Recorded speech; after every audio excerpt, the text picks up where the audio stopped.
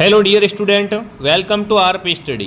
तो आज हम दोस्तों सीईटी एग्ज़ाम 2026 के लिए पूरा का पूरा मॉडल पेपर देखने वाले हैं। आप सबको बता जो सीईटी का एग्ज़ाम है दोस्तों वो बहुत जल्द होने वाला है और सीईटी का सिलेबस इस बार चेंज हो गया है। सिलेबस में कई प्रकार के परिवर्तन देखने को मिलने वाले हैं, जिसके अंदर नेगेटिव मार्किंग, कुछ टॉपिक नए ऐड किए गए हैं, कुछ टॉपिक हटाए गए हैं। तो जो आपका नया सिलेबस है उसी के अकॉर्डिंग पूरा का पूरा मॉडल पेपर आपके सामने रहेगा दोस्तों। कंप्लीट क्वेश्चन दोस्तों आपके सामने सारे के सारे विषयों से दोस्तों यहाँ पर करवाए जाएंगे। तो इस क्लास को आप यहाँ पर क्या करें, ध्यान से कंप्लीट पूरा ज़रूर देखें, ताकि आपको पता चलेगा कि आपके सीईटी के एग्ज़ाम में जो पेपर आएगा उसका लेवल क्या रहेगा और किस टाइप से प्रश्न है वो आपके पेपर के अंदर पूछे जाएंगे। तो चलिए विद्यार्थियों, क्लास का शुभारंभ करते हैं। देखते हैं क्लास का पहला क्वेश्चन आपके सामने क्या पूछा है। क्लास का पहला ही प्रश्न आपके सामने पूछा है कि राजस्थान के निम्नलिखित तांबा खदान केंद्रों को उत्तर से दक्षिण की दिशा में व्यवस्थित करें। यहाँ पर ये चारों के चारों क्या है, तांबा खनन क्षेत्र है। इनको क्या करना है, आपको उत्तर से दक्षिण की ओर दोस्तों व्यवस्थित करना है। तो देखो, अगर उत्तर से दक्षिण की ओर जाएंगे तो सबसे पहले आएगा खेतड़ी झुंझुनू वाला, ठीक है। तो डी आएगा सबसे पहले। उसके बाद दोस्तों अलवर आ जाएगा सी, उसके बाद भीलवाड़ा आ जाएगा ए और बाद में बी उदयपुर। तो इसका राइट उत्तर रहेगा वो रहेगा ऑप्शन नंबर ए, ठीक है। तांबा खदान क्षेत्र को आपको क्या करना है, उत्तर से दक्षिण की ओर व्यवस्थित करना है। खेतड़ी, अलवर, भीलवाड़ा और उदयपुर, ठीक है। अगला, लोक कथाएं के संग्रहण से उदित बातारी फुलवारी के लेखक कौन है। बातारी फुलवारी के लेखक कौन है दोस्तों, विजयदान देता, कन्हैयालाल सेठिया, गौरी देवी, बीरबल सिंह। तो बातारी फुलवारी के लेखक दोस्तों अगर आपसे पूछे तो वो आपके विजयदान देता। इन्होंने क्या किया था दोस्तों, इन्होंने रचना की थी बातारी फुलवारी की, ठीक है। अगला, गणगौर पर्व समर्पित है। गणगौर का पर्व किसको समर्पित है दोस्तों, देवी पार्वती को, भगवान राम को, भगवान कृष्ण को, देवी लक्ष्मी को। तो गणगौर का पर्व है दोस्तों वो देवी पार्वती को समर्पित है, ध्यान रखना, ठीक है। अगला, लच्छीराम किस लोक नाटक कला से जुड़े हुए हैं। लच्छीराम जी का संबंध एला ख्याल से, कुचामनी काल से, शेखावटी काल से, जयपुरी काल से। तो लच्छीराम जी का संबंध दोस्तों है वो है कुचामनी ख्याल से। कुचामनी ख्याल के प्रवर्तक कौन है, तो वह लच्छीराम जी। अगला, निम्नलिखित में से किस किले के बारे में कहा गया था कि ये दुर्ग बख्तरबंद है। बिल्कुल, बख्तरबंद किला कौन सा है दोस्तों, तारागढ़, नाहरगढ़, रणथंभौर, सिवाना। देखो, बख्तरबंद दुर्ग है वो दोस्तों रणथंभौर को कहा है। रणथंभौर दुर्ग को लेकर कहा गया था कि बाकी सब दुर्ग तो नंगे हैं, बट ये दुर्ग क्या है, बख्तरबंद है। तो राजस्थान का बख्तरबंद दुर्ग है रणथंभौर, ठीक है। हवा महल का निर्माण किसने करवाया। हवा महल का निर्माण दोस्तों सवाई जय सिंह ने, राजा मान सिंह ने, राजा भाटी ने या सवाई प्रताप सिंह ने। प्यारे साथियों, हवा महल आप सबको पता है कहाँ पर है, जयपुर के अंदर है। इसका निर्माण 1799 के अंदर दोस्तों सवाई प्रताप सिंह ने करवाया था। किसने करवाया था, सवाई प्रताप सिंह ने। तो जो भी विद्यार्थी ऑप्शन डी को राइट कर रहे हैं, डी ऑप्शन करेक्ट है, ठीक है। अगला, ऊपर माल पंच बोर्ड का गठन किसके द्वारा किया गया। ऊपर माल पंच बोर्ड का गठन दोस्तों है वो विजय सिंह पथिक के द्वारा किया गया था। किसके द्वारा किया गया था, विजय सिंह पथिक के द्वारा। देख लेना, आपके एग्जाम के अंदर इसी टाइप से क्वेश्चन मिलेंगे और काफ़ी सारे क्वेश्चन तो सेम टू सेम मिलेंगे आपको। तो क्लास को बिल्कुल मिस मत करना, क्लास को ध्यान से देख लेना पूरा का पूरा। अगला प्रश्न आपके सामने है दोस्तों, बिल्कुल ये क्वेश्चन हो गए। हाँ, अगला प्रश्न आपसे पूछा है साथियों कि सन 1800 में वह कौन सा व्यक्ति था जिसने आज के राजस्थान को राजपूताना कहा था। देखिए, आज के राजस्थान को राजपूताना सबसे पहले किसने कहा था, तो वह कहा था जॉर्ज थॉमस ने। किसने कहा था, जॉर्ज थॉमस ने दोस्तों। राजस्थान का प्राचीन नाम राजपूताना है। जब अंग्रेजों के पास में राजस्थान का भूभाग था ना, तब इसे राजपूताना कहते थे दोस्तों। तो देखिए, आगे बढ़ने से पहले जो विद्यार्थी सीईटी एग्जाम की तैयारी कर रहे हैं दोस्तों, सीईटी का संपूर्ण सिलेबस, संपूर्ण कोर्स दोस्तों आपको आरपी स्टडी ऐप के अंदर मिलने वाला है। इसकी प्राइस 999 है, बट अभी ऑफर चल रहा है, इसलिए ये कोर्स आपको मिलेगा मात्र 599 के अंदर। जो भी विद्यार्थी ज्वाइन होना चाहता है, प्ले स्टोर से आरपी स्टडी ऐप है, इसको डाउनलोड करो बढ़िया तरीके से। उसके बाद इसमें दोस्तों आप कोर्स ज्वाइन करके बढ़िया शानदार तैयारी कर सकते हो घर बैठे। पेमेंट किसी और से करवाना है तो आप क्या करें, हेल्पलाइन नंबर से कॉन्टैक्ट करें। कोर्स के बारे में कोई जानकारी चाहिए तो ये फीस 1 साल की फ़ीस है दोस्तों, और ऐप के अंदर फेस टू फेस पढ़ाते हैं, बढ़िया तरीके से सारा दोस्तों सिलेबस कवर करवाया जाएगा। मार्केट से आपको बुक भी लानी नहीं पड़ेगी। तो जिन्होंने भी ज्वाइन नहीं किया है ज्वाइन कर लो आरपी स्टडी ऐप को। अगला प्रश्न पूछता है, प्रथम चरण में कौन सा जिला इंदिरा गांधी नहर परियोजना का हिस्सा नहीं था? प्रथम चरण में दोस्तों कौन सा जिला इसका हिस्सा नहीं था? गंगानगर था, बीकानेर था, हनुमानगढ़ था, बट जोधपुर दोस्तों है वो प्रथम चरण में इसका हिस्सा नहीं था प्यारे साथियों। अगला है दोस्तों लोक कला और सामग्री, मिलान करनी है दोस्तों, लोक कला और सामग्री की आप मिलान कीजिए। तो सबसे पहले मैं आपको बता देता हूँ, पाने दोस्तों है वो क्या है? पाने दोस्तों है कागज, क्या है? कागज। फड़ दोस्तों है वो क्या है? फड़ दोस्तों बिल्कुल बात करें एक प्रकार की, ठीक है ना, बिल्कुल फड़ की बात कर लेते हैं यहाँ पर कि फड़ एक प्रकार की क्या है? तो फड़ दोस्तों आपकी हो जाएगी कपड़ा, मांडना क्या है? दीवार या फर्श, कावड़ है वो लकड़ी। तो इसका उत्तर ऑप्शन कौन सा राइट रहेगा? डी ऑप्शन आपका राइट रहेगा साथियों। थेवा कला राजस्थान के किस स्थान से संबंधित है? यहाँ आरंभ हुई थी दोस्तों। थेवा कला आप सबको पता है कहाँ की प्रसिद्ध है विद्यार्थियों? प्रतापगढ़ की प्रसिद्ध है, और इसके लिए प्रतापगढ़ का कौन सा परिवार? सोनी परिवार है वो दोस्तों जाना जाता है, ठीक है। अगला, राजस्थान राज्य औद्योगिक विकास व निवेश निगम रिको ने निम्नलिखित में से किस जिले में एग्रो फूड पार्क विकसित किया है? रिको ने कहाँ पर दोस्तों एग्रो फूड पार्क विकसित किया है? चूरू में, उदयपुर में, कोटा में या जयपुर के अंदर? तो बिल्कुल आपका उत्तर यहाँ पर रहेगा रिको के द्वारा दोस्तों कोटा के अंदर क्या कर दिया गया है? बिल्कुल एग्रो फूड पार्क विकसित किया गया है। अगला, अमृता देवी बिश्नोई के किसके लिए प्रसिद्ध है? ग्रामीण विकास के लिए, खेजड़ी पेड़ों को बचाने के लिए, भगत आंदोलन के लिए, महिला सशक्तिकरण के लिए? तो अमृता देवी बिश्नोई है दोस्तों, इन्होंने क्या किया था? खेजड़ी के पेड़ों को बचाने के लिए अपने खुद के प्राणों की आहुति दे दी थी। तो आपका उत्तर यहाँ पर रहेगा बी ऑप्शन कि अमृता देवी का संबंध है वो खेजड़ी पेड़ों को बचाने के लिए है। अगला, उस प्रसिद्ध मांड गायिका का नाम बताइए जिसने केसरिया बालम आवनी पधारो मार देश को अमरत्व प्रदान किया। केसरिया बालम आवनी पधारो मार देश दोस्तों किसने गाया है? अल्लाह जिलाई भाई ने गाया है। ये किस राग में गाया है दोस्तों? मांड राग के अंदर गाया, ध्यान रखना। तो जो भी विद्यार्थी ऑप्शन नंबर सी को सही कर रहा है, सी ऑप्शन करेक्ट है। अगला प्रश्न आपके सामने दोस्तों पूछा है, राजस्थान विधानसभा के संदर्भ में आपको बताना है दोस्तों, है ना। राजस्थान विधानसभा के संदर्भ में कथनों को पढ़िए। पहला कथन आपके सामने, अध्यक्ष का निर्वाचन उस तिथि को होगा जो सदन तय करे। उस तय तिथि की सूचना राज्यपाल प्रत्येक सदस्य को भेजेंगे। तो देखो यहाँ पर दोस्तों अपने को राजस्थान की विधानसभा के बारे में कथन देखने को मिले हैं। इनमें से जो दोस्तों पहला कथन गलत है, दूसरा सही है, ठीक है, ध्यान रखना यहाँ पर। तो जो भी ऑप्शन ए राइट कर रहा है, ए आपका सही है। किस आयोग की सिफारिश पर माउंट आबू और अजमेर मेरवाड़ा का राजस्थान में विलय हुआ था? है ना, किस आयोग की सिफारिश पर दोस्तों माउंट आबू अजमेर मेरवाड़ा का विलय राजस्थान के अंदर हुआ था? तो बिल्कुल वो दोस्तों अपनी समिति थी, वो थी राजस्थान पुनर्गठन आयोग, ठीक है। हाँ, अचलदास खींचरी वचनिका के लेखक कौन है? अचलदास खींचरी वचनिका के लेखक है दोस्तों वो है सारण शिवदास। कौन है विद्यार्थियों? सारण शिवदास।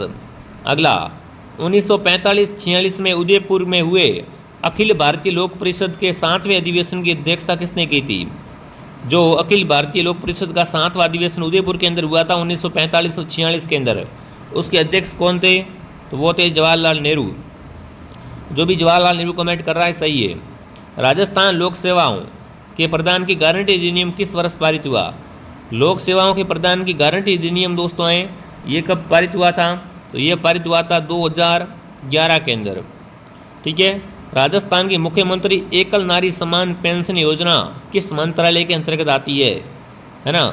मुख्यमंत्री एकल नारी समान पेंशन योजना है दोस्तों, ये किसके अंदर आती है? तो ये आती है सामाजिक न्याय, ठीक है, और आधिकारिक मंत्रालय के द्वारा।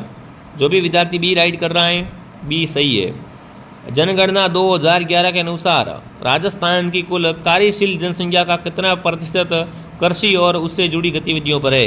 कृषि की बात करें साथियों तो कृषि पर 62%, कितना 62% लोग आज भी क्या है दोस्तों कृषि पे डिपेंडेड है, ठीक है। भारत के संविधान के अनुच्छेद 356 के अंतर्गत राजस्थान में कितनी बार राष्ट्रपति शासन लागू हुआ है ना। भारत के संविधान का अनुच्छेद 356 के अंतर्गत आपको बताना है दोस्तों। तो राजस्थान में अब तक कितनी बार राष्ट्रपति शासन दोस्तों लागू हुआ है? तो अब तक कुल 4 बार दोस्तों हैं वो लागू हो चुका है, ठीक है। निम्नलिखित में से किसे मिर्जा राजा के रूप में जाना जाता है? मिर्जा राजा के रूप में दोस्तों किससे जाना जाता है? तो जय सिंह को क्या कहते हैं? मिर्जा राजा भी कहा जाता है। निम्नलिखित में से किस महीने में गणगौर मनाई जाती है? गणगौर का त्यौहार प्यारे विद्यार्थियों कब मनाया जाता है? चैत्र के महीने में मनाते हैं गणगौर। कब मनाते हैं? चैत्र के महीने के अंदर गणगौर मनाई जाती है प्यारे विद्यार्थियों। चलिए अगला प्रश्न आपके सामने, निम्नलिखित में से किस समाचार पत्र का संबंध विजय सिंह प्रतीक से नहीं था? इनमें से कौन सा समाचार पत्र विजय सिंह प्रतीक से नहीं है? राजस्थान केसरी है, नवीन राजस्थान है, तरुण राजस्थान है। पर राजस्थान ज्योति नाम से जो समाचार पत्र है उसका संबंध विजय सिंह प्रतीक से नहीं था दोस्तों। अगला, निम्नलिखित में से किस पद का निर्वहन भैरव सिंह शेखावत ने नहीं किया है? भैरव सिंह शेखावत भारत के उपराष्ट्रपति, राजस्थान के मुख्यमंत्री, राजस्थान विधानसभा के अध्यक्ष, राजस्थान विधानसभा के प्रोटेम स्पीकर। तो ये दोस्तों राजस्थान विधानसभा के अध्यक्ष नहीं रहे हैं, बाकी सारे इन्होंने पद संभाल रखे हैं। ठीक है। भारत के संविधान के अनुसार राजस्थान मंत्रिपरिषद में मुख्यमंत्री सहित अधिकतम कितने सदस्य हो सकते हैं? मुख्यमंत्री सहित इसमें 230 सदस्य हो सकते हैं, 30 प्लस नहीं हो सकते। ठीक है। राजस्थान में सामेला का संबंध है जन्म से, मृत्यु से, तलाक से या विवाह से। तो बिल्कुल बारात का स्वागत करते हैं वो रस्म सामेला कहलाती है, तो इसका उत्तर रहेगा विवाह। ठीक है। निम्नलिखित में से किस मंदिर को चूहों के मंदिर के रूप में जाना जाता है? करणी माता, बैणेश्वर मंदिर, केला देवी मंदिर, जीण माता मंदिर। तो चूहों की देवी आप सबको पता है करणी माता है दोस्तों। करणी माता के मंदिर को क्या कहते हैं? चूहों का मंदिर भी कहा जाता है। ठीक है। अगला, निम्नलिखित में से किस कला विद्या में अपने अमूल्य योगदान के लिए श्रीलाल जोशी को पद्मश्री पुरस्कार मिला है? श्रीलाल जोशी को दोस्तों किसके लिए पद्मश्री पुरस्कार मिला है? फड़ पेंटिंग के लिए। श्रीलाल जोशी का संबंध फड़ से है। ठीक है। राजस्थान में अरावली पर्वत श्रृंखला का विस्तार है। अरावली का विस्तार दोस्तों आप सबको बताएं उत्तर पूर्व से दक्षिण पश्चिम की ओर है। तो बी ऑप्शन को राइट कर देंगे। भारत में बाजरा उत्पादन में राज्यों की सूची में राजस्थान का कौन सा स्थान है? भारत में बाजरा उत्पादन में राजस्थान का दोस्तों पहला स्थान है प्यारे साथियों। ठीक है। जिसने भी क्लास को लाइक नहीं किया है, क्लास को लाइक एंड सब्सक्राइब जरूर करें, ताकि आपको ऐसी ऐसी क्लासें और भी मिलेगी। और इस क्लास को आप ध्यान से पूरा देखना, इसमें ऑल सब्जेक्ट रहेंगे। ठीक है। मैथ को छोड़ के सारे सब्जेक्ट है इसके अंदर। अगला है, सुनहरी सभ्यता के अवशेष राजस्थान के किस जिले से प्राप्त हुए? सुनहरी सभ्यता है दोस्तों, इसके अवशेष मिले हैं झुंझुनू से। कहाँ से मिले हैं? झुंझुनू से दोस्तों। लोकायुक्त को प्रभावी बनाने के लिए 2014 में किसकी अध्यक्षता में एक समिति का गठन किया गया? लोकायुक्त को प्रभावी बनाने के लिए साथियों नरपतमल लोढ़ा की अध्यक्षता में, किसकी अध्यक्षता में? नरपतमल लोढ़ा की अध्यक्षता में 2014 के अंदर क्या कर दिया गया? एक समिति का गठन किया गया दोस्तों। ठीक है। अगला देखिए, आगे बढ़ने से पहले जिन्होंने भी कोर्स ज्वाइन नहीं किया है दोस्तों, बढ़िया कोर्स लेके तैयारी करोगे तो आराम से आपका दोस्तों सीईटी इस बार क्लियर हो जाएगी। ठीक है ना। और सीईटी में आगे बहुत सारी वैकेंसियाँ हैं, तो सभी तमाम वैकेंसियों की तैयारी करने के लिए हमारे कोर्स ज्वाइन करें। कोर्स के अंदर बढ़िया तरीके से आपको पूरा कोर्स मिल जाएगा। अगला है, राजस्थान लाडो प्रोत्साहन योजना के तहत लड़कियों को आजीवन वित्तीय सहायता चरणों को प्रदान करने का उद्देश्य क्या है? देखो, लाडो प्रोत्साहन योजना की बात करें दोस्तों, तो इसमें स्कूल की उपस्थिति और समाप्ति को प्रोत्साहन करने के लिए बिल्कुल ये भी राइट है। उच्च शिक्षा और व्यावसायिक विकास का समर्थन करने के लिए राइट है दोस्तों। वयस्क तक पहुंचते हुए वित्तीय सहायता और सुरक्षा प्रदान करना, ये भी राइट है। तो ये लाडो प्रोत्साहन के बारे में सारी की सारी बातें क्या हैं? राइट है दोस्तों। पाकिस्तान के साथ राजस्थान की अंतर्राष्ट्रीय सीमा रेखा को क्या कहते हैं? राजस्थान की 1070 किलोमीटर सीमा पाकिस्तान के साथ में लगती है दोस्तों, और इस रेखा को रेड क्लिफ लाइन कहा जाता है। क्या कहते हैं? रेड क्लिफ रेखा। राजस्थान की 11वीं पंचवर्षीय योजना में आर्थिक विकास का लक्ष्य दर क्या है? देखिए विद्यार्थियों, 11वीं पंचवर्षीय योजना की बात करें तो इसका लक्ष्य है, बिल्कुल दर रहेगा वो रहेगा 7.4%। कितना? 7.4%।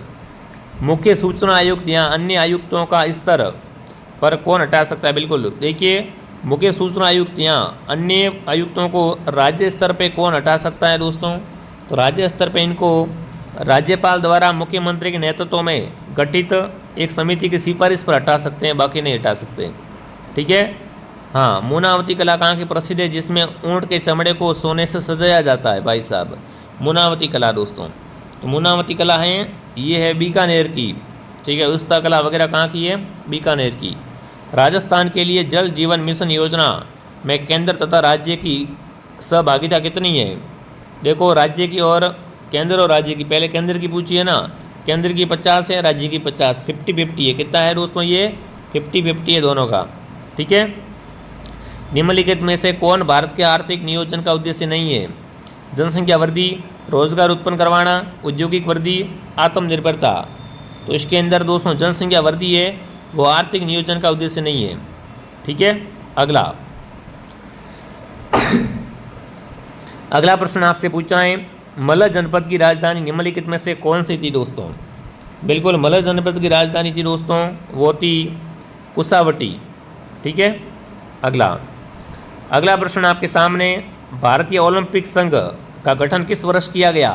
भारतीय ओलंपिक संघ का गठन किया गया साथियों, वो किया गया 1927 के अंदर।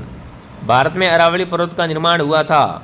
अरावली पर्वत का निर्माण दोस्तों है वो ये हुआ था दोस्तों, बिल्कुल कैलिडोनियन युग में।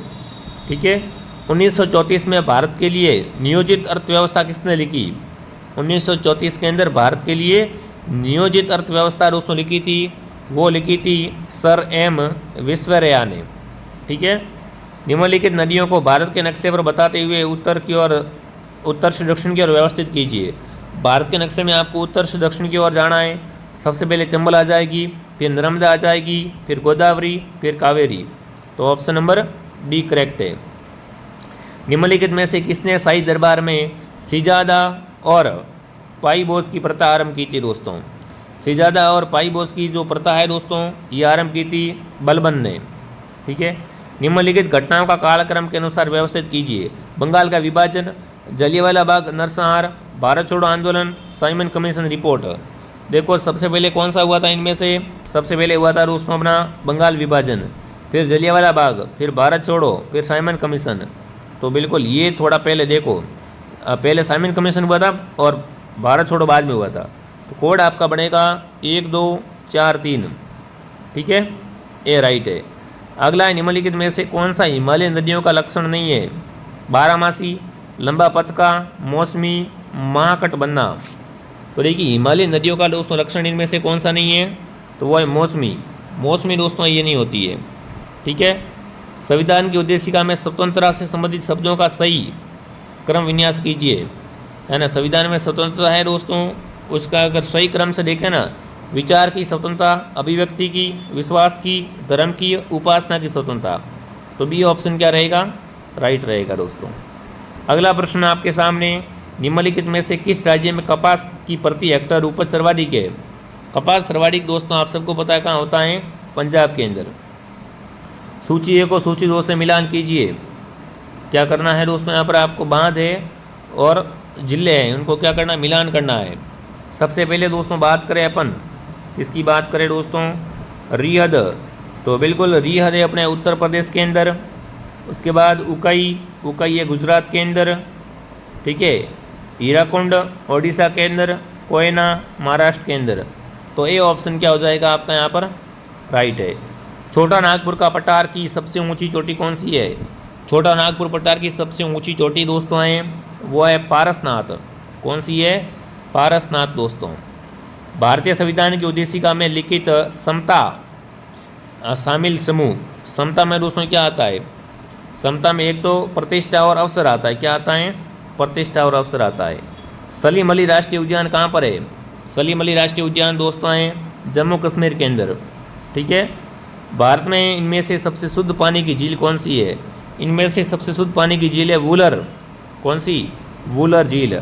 भारत में राष्ट्रीय वन संरक्षण नीति कब लागू हुई थी? भारत में राष्ट्रीय वन संरक्षण नीति है साथियों, वो 1948 के अंदर लागू हुई थी दोस्तों। ठीक है। नाटो की फुल फॉर्म क्या है? NATO की फुल फॉर्म तो North Atlantic Treaty Organization. B option क्या रहेगा? राइट रहेगा।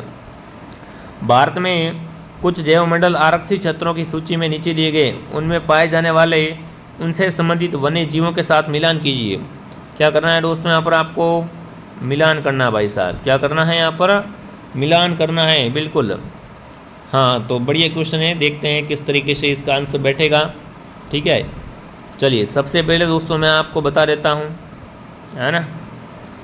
सबसे पहले देखिए सुंदरवन, तो ये है दोस्तों रॉयल बाग टाइगर। मुन्नार की खाड़ी, तो वो रहेगा अपना समुद्री गाय। शीत मरुस्थल में हिम तेंदुआ, और पीछे बचा हुआ है वो है कच्छ, तो इसमें रहेगा भारतीय जंगली गधा।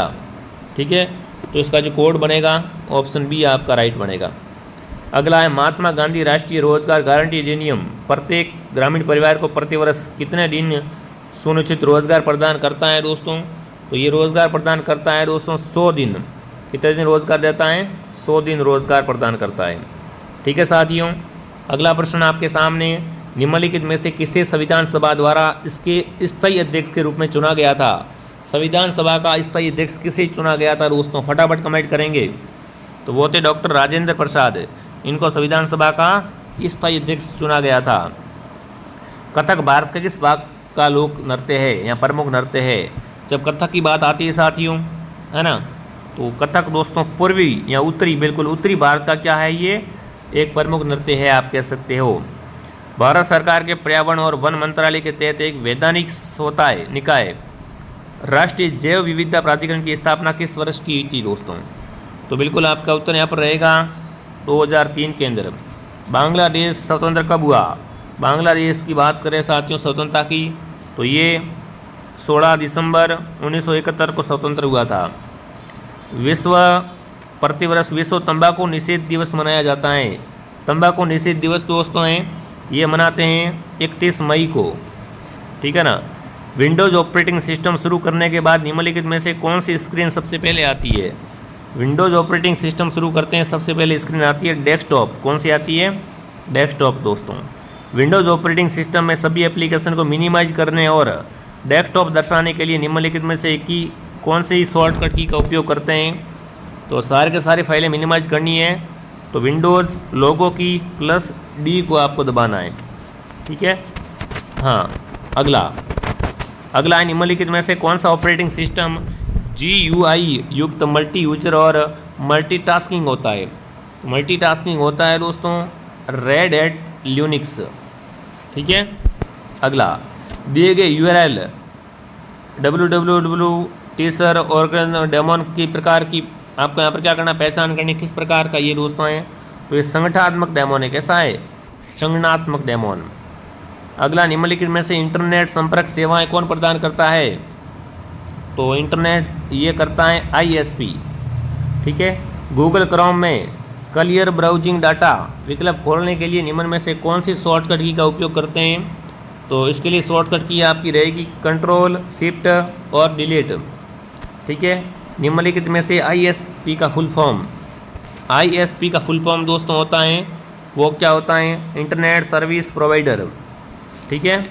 ये ऑप्शन आपका राइट है। अगला है, किसी वेबसाइट पर आमतौर पर जो पहला पेज दिखाई देता है उसे क्या कहते हैं? किसी भी वेबसाइट का पहला पेज होता है दोस्तों उसे कहते हैं होम पेज। क्या कहते हैं? Home page. निम्नलिखित में से क्या इनपुट डिवाइस का उदाहरण है? इनमें से इनपुट डिवाइस का उदाहरण दोस्तों कौन सा है? इनपुट डिवाइस का उदाहरण रहेगा बार कोड रीडर। ठीक है। MS Excel 2010 में खाली जगह का उपयोग सीट के भीतर कॉलम को छुपाने के लिए किया जाता है। बिल्कुल, अगर आपको सीट के भीतर कॉलम को छुपाना है ना तो अपन कौन सी की प्रेस करेंगे? Ctrl+O करेंगे या Ctrl+0। ठीक है। पाचन तंत्र में बूटिंग का, प्रचलन तंत्र में बूटिंग का अर्थ क्या होता है? प्रचलन तंत्र में दोस्तों बूटिंग है ना, बूटिंग होता है। ये क्या करता है? कंप्यूटर को पुनः चालू करता है। निम्नलिखित में से कौन सा प्रोग्राम आपको रो और कॉलम की संख्या की गणना करने की सुविधा करता है? कॉलम गिनने में सबसे ज़्यादा हेल्पफुल रहता है वो रहेगा स्प्रेडशीट प्रोग्राम। ठीक है। जिसने भी क्लास को लाइक नहीं किया लाइक करो फटाफट भाई। किस प्रकार के परिवर्तन में एक नया पदार्थ बनता है? भौतिक परिवर्तन, रासायनिक परिवर्तन, दोनों या इनमें से कोई नहीं? तो नया पदार्थ बनता है रासायनिक परिवर्तन में। ठीक है। निम्नलिखित में से कौन सा एक द्विविस्थापन की अभिक्रिया नहीं है? द्विविस्थापन की अभिक्रिया इनमें से कौन सी नहीं है? बी ऑप्शन नहीं है इसमें से। अगला, किस धातु का प्रतिरोध न्यूनतम होता है? न्यूनतम प्रतिरोध वाली धातु दोस्तों इसमें से कौन सी है? वो है सिल्वर। ठीक है। निम्नलिखित में से कौन अधातु कमरे के तापमान पर द्रव अवस्था में होती है? कमरे के ताप पर द्रव अवस्था में दोस्तों होती है ब्रोमीन। कौन होता है? ब्रोमीन। कार्बन की सर्वाधिक मात्रा किस कोयले में पाई जाती है? कार्बन की सर्वाधिक मात्रा है वो एंथ्रेसाइट कोयले के अंदर पाई जाती है। निम्नलिखित में से कौन सा कार्बन एक अपरूप नहीं है? कार्बन का अपरूप दोस्तों बेंजीन नहीं है। कार्बन के किस अपरूप में परमाणु फुटबॉल के आकार में व्यवस्थित होते हैं? परमाणु फुटबॉल के आकार में व्यवस्थित होते हैं साथियों, वो फुलरीन C60 में। साबुन का सामान्य सूत्र क्या है? साबुन का सामान्य सूत्र रहेगा दोस्तों, वो रहेगा ऑप्शन बी। ठीक है, यदि आपतन कोण 65 डिग्री है तो परिवर्तन कोण कितना होगा? तो बिल्कुल सीधी बात है, आपतन कितना है 65 बताया ना, परिवर्तन भी 65 ही होगा। ठीक है, जब सफ़ेद प्रकाश प्रिज्म से परिवर्तित होता है तो वो कितने रंगों में विभाजित होता है? देखो, सफ़ेद प्रकाश जब प्रिज्म से गुजरता है तो ये 7 रंगों में विभक्त होता है। ठीक है, आभासी व सीधा है ना, आभासी व सीधा विविध प्रतिबिंब प्राप्त किया जा सकता है। आभासी व सीधा प्रतिबिंब बनाने के लिए अपन को क्या करना पड़ेगा? उत्तल लेंस और अवतल दर्पण द्वारा बनेगा ये। जब प्रकाश एक संग्रहण माध्यम से विरल माध्यम में प्रवेश करता है तो इसकी गति पर क्या प्रभाव पड़ता है दोस्तों? तो बिल्कुल इसकी गति बढ़ जाती है। ठीक है, राम अपनी कक्षा की अगली पंक्ति में बैठा, फिर उसे श्यामपट साफ दिखाई नहीं देता है ना। बिल्कुल, अगली पंक्ति में बैठने के बाद भी दोस्तों उसको क्या है? श्यामपट साफ से दिखाई नहीं दे रहा, मतलब दूरदृष्टि दोष है। ठीक है, ब्रह्मोस क्या है? ब्रह्मोस दोस्तों है वो क्या होता है? एक प्रकार का एक प्रक्षेपास्त्र होता है। अंतरिक्ष में स्थापित किया जाने वाला पहला भारतीय उपग्रह कौन सा है? अंतरिक्ष में सबसे पहला उपग्रह आर्यभट्ट गया था भारत का। भारतीय उपग्रह श्रृंखलाओं को दूर संचार तंत्र के उपयोग में ली जा रही है। बिल्कुल, भारतीय उपग्रह श्रृंखला जो दूर संचार तंत्र के रूप में दोस्तों, तो वो रहेगा इनसेट। ठीक है, अगला दोस्तों क्विनिन को प्राप्त किया जाता है ना, सिनकोना वृक्ष की जड़ों से, फूलों से, छाल से या पत्तों से? तो ये होता है उसकी छाल से। निम्न रक्तवर्ग सर्वदाता होता है। सर्वदाता होता है दोस्तों, वो होता है O। ठीक है, मनुष्य में रक्तलाभता किसकी कमी के कारण होती है दोस्तों? तो ये होती है अम्लिक फॉलिक अम्ल से भी होती है, विटामिन B12 से भी होती है, आयरन से भी होती है।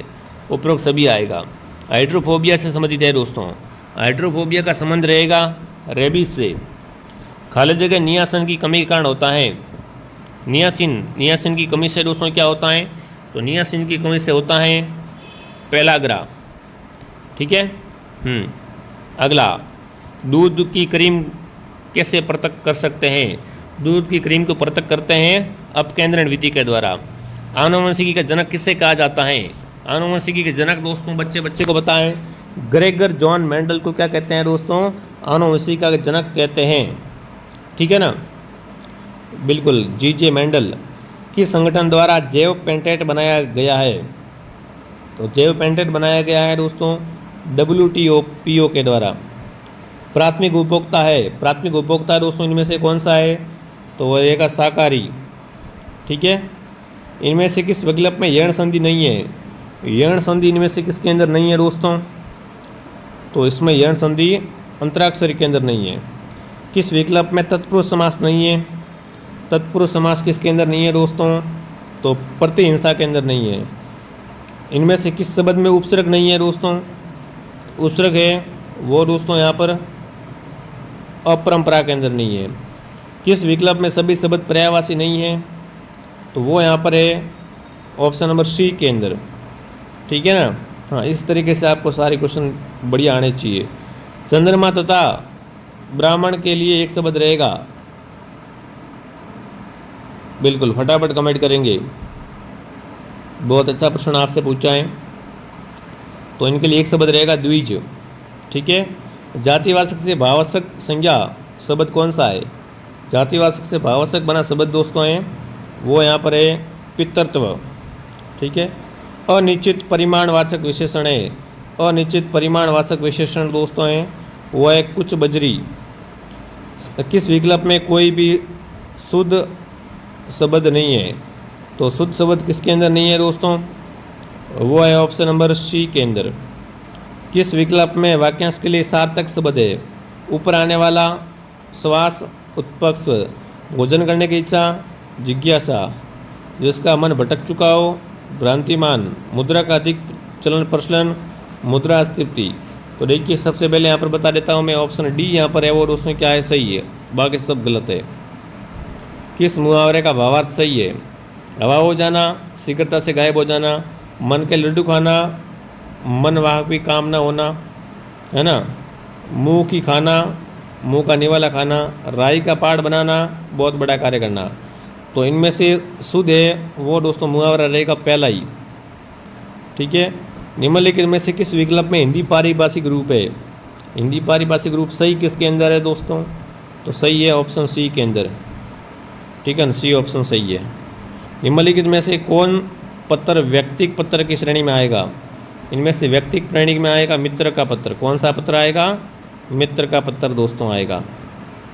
ठीक है, अब जो भी विद्यार्थी सीईटी की तैयारी कर रहे हैं, सीईटी का संपूर्ण कोर्स आरपी स्टडी ऐप के अंदर अवेलेबल है दोस्तों, जिससे आप शानदार घर बैठे तैयारी कर सकते हो। बुक भी आपको मार्केट से नहीं लानी पड़ेगी और हर क्लास के नोट्स वगैरह भी आपको मिल जाएंगे सारे सब्जेक्ट के। तो डाउनलोड कर लो आरपी स्टडी ऐप। पेमेंट किसी और से करना है तो हेल्पलाइन नंबर से कॉन्टैक्ट करें दोस्तों। बाकी ऐसी क्लासें और लेने के लिए आरपी स्टडी को सब्सक्राइब करें दोस्तों और जुड़े रहे हमारे साथ में। जय हिंद, जय भारत।